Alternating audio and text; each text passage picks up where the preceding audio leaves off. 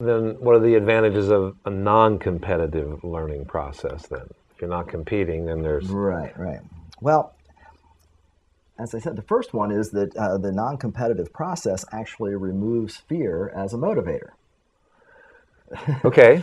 So, and what I've seen in my tennis program, I mean, everybody comes out and they've got this fear thing going. And over the course of about a year, they start to finally, relax into the fact that, oh, they're not being judged, and that they're just here to work on their skills. And it's just amazing what happens to people. Yeah, I mean, the fact that they are more relaxed allows learning to actually accelerate. Mm-hmm. And see, the thing is that a competitive system sort of passes people along no matter whether they're actually learning what they're learning. They just keep being passed on to the next grade or the next higher level. And the beauty of a non-competitive system is that it allows everybody to learn at their own pace, rather than some arbitrary pace that has other people telling them how fast they should learn. And in this system, it creates more people achieving competence in fundamental skills. A much greater percentage of the people will attain competence in what they're doing, and actually even a larger percentage will achieve excellence. So another benefit is that with this system, there's significantly more retention of information that has been learned because there's a lot of repetition. We keep repeating the actions and the ideas until they become second nature, part of our cellular memory.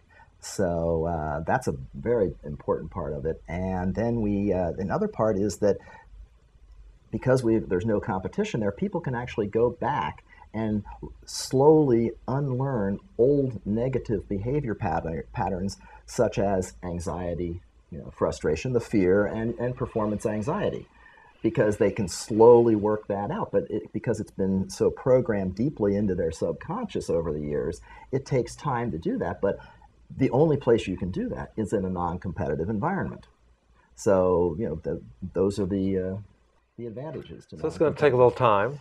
It's going to take some time, yes. So what would you like to, kind of sum it up here for the people in the cafe? What would you like to leave people with regarding evolutionary education and how they could begin to, participate in that? Right. Well, first off, just want everybody to understand that I've spent 35 years.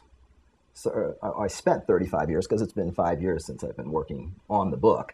But I spent 35 years searching for this solution, and I believe I've found a viable long-term solution to help our species evolve. It's not a Band-Aid for a small percentage of the people suffering, but something that, again, over the long term, can actually reduce suffering and increase joy planet-wide.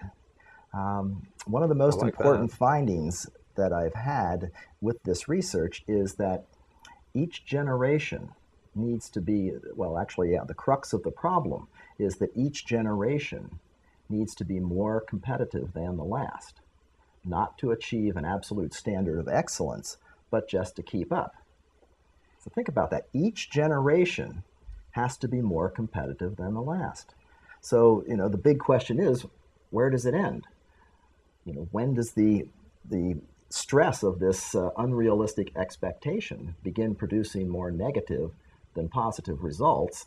And, have we already reached that point? And, I believe we have. I believe that this is the competitive system's fatal flaw because, that's why there's so much aberrant behavior today, is because the stress just keeps building up on people. So, we need to make some changes. We've reached a crisis of competition globally. Yes, yeah, exactly. Okay. So evolutionary education is the means to the end of being able to transform our society and our species. Because, the only way out of this mess is if we all start working together.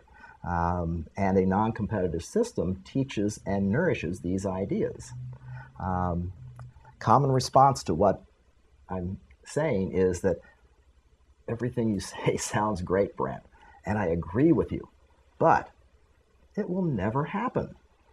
You know, Yeah, I yeah. can imagine people saying that. Yeah, I mean, people who are raised in a competitive system know only too well the myriad obstacles and forces aligned against such change. But resignation and pessimism have been deeply programmed into our collective unconscious.